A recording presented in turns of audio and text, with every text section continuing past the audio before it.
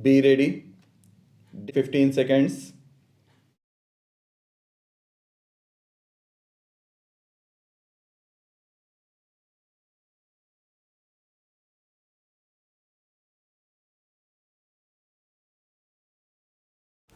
Sir, while supporting the demands for grants of the Commerce Ministry, I compliment the Commerce Minister for the excellent work done during the year on all matters falling within the purview of the ministry. The report of the ministry highlights the achievements and puts the problems in a correct perspective. The time has now come to push ahead with policies for placing greater emphasis on exporting finished and semi finished goods in preference to raw materials. This will promote industrialization and help augment foreign exchange earnings. Renewed emphasis must be laid on creation of export surplus and restraining the pull of the home market as and when it develops through suitable fiscal measures. This is very important. We must create export surplus, otherwise, we cannot improve our exports. There is a paramount need to do some fundamental rethinking on export assistance measures. Is it possible to replace the present schemes of cash compensatory support and import replenishment by a more durable system, such as taxing profits attributable to exports to a concessional rate? Also, a scheme of tax credit certificate can be introduced. For this purpose, I suggest that a compact, high level committee, preferably including non official experts, should be appointed. The increasing problems of sales tax on export transactions must be resolved. It was over a year ago that the Supreme Court had made a judgment that chain contracts for exports through state trading corporation would not be exempt from sales tax. I understand that Commerce Ministry is engaged in resolving this problem, but so far no action has been taken. The problem of export finance must be examined so as to put Indian exporters at least on par with their competitors. Adequate shipping facilities must be provided. This problem must be taken up in right earnest. I believe that India has the capacity to become a world leader in exports of cotton textiles, ready made garments, sugar, processed vegetable oils, leather manufacturers, and engineering goods. These potentialities can be realized by initiating a bold program of augmenting production of raw cotton, sugarcane, oilseeds, steel, etc. I also attach great importance to the efforts that the Commerce Ministry have been making in building a healthy relationship between industry and trade.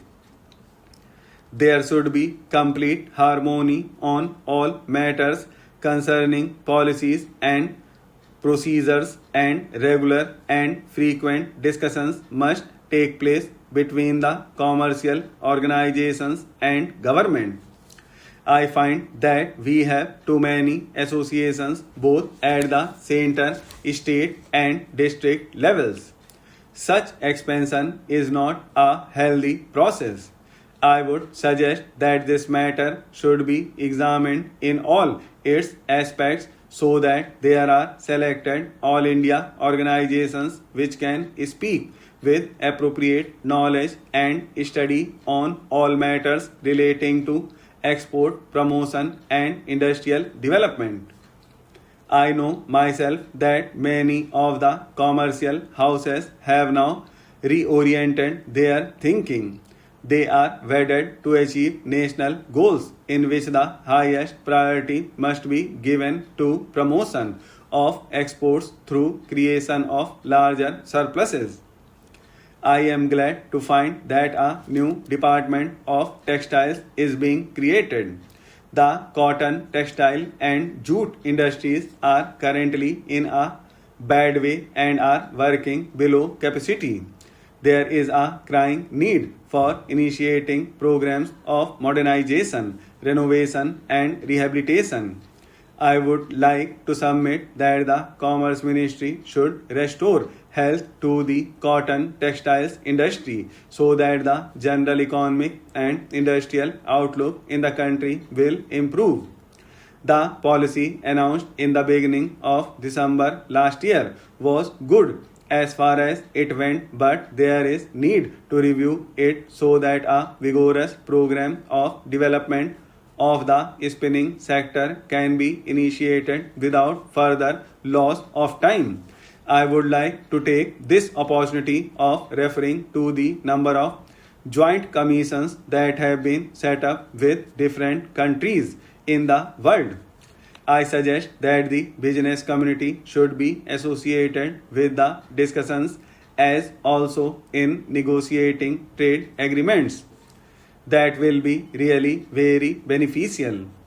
I am happy to find that a separate chapter has been devoted in the report of the Commerce Ministry to Indian industrial joint ventures abroad.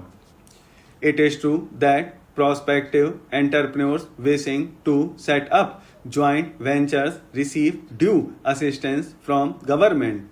I would, however, suggest that India's potentialities and capabilities in this regard should be realized more fully.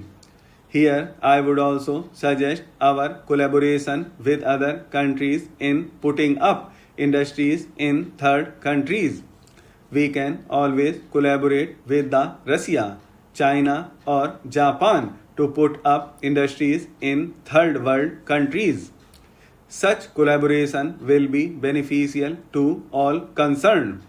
India has well developed capacities in the field of construction, architecture, town planning, dam engineering, mining, oil exploration, power engineering, management, and economic consultancy.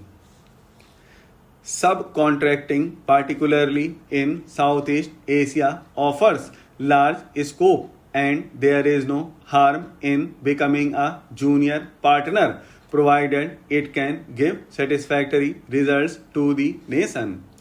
I would suggest that the Commerce Ministry should take greater interest in enabling Indian entrepreneurs to realize the potential in this behalf. Mr. Deputy Chairman, Sir, I rise to support the bill as it proposes to amend the Constitution in a manner so that the most important and the urgent need of our people may be included in our Constitution as fundamental right. Right to work is the essential condition of our existence as a human being. You know, sir, through work, man distinguishes himself from beast and develops his capability to be the master of his fate and controls the nature and build up the civilization. This power to work helps him to control the nature and to use it in his interest. He produces his bread and thus continues his existence. Without work, how can a man earn his livelihood? So it is absolutely related to the question of his existence. But today, this existence of man is challenged in our country. The unending queue of unemployed people is increasing day by day. There is no security of his existence as he has no means of production at his disposal.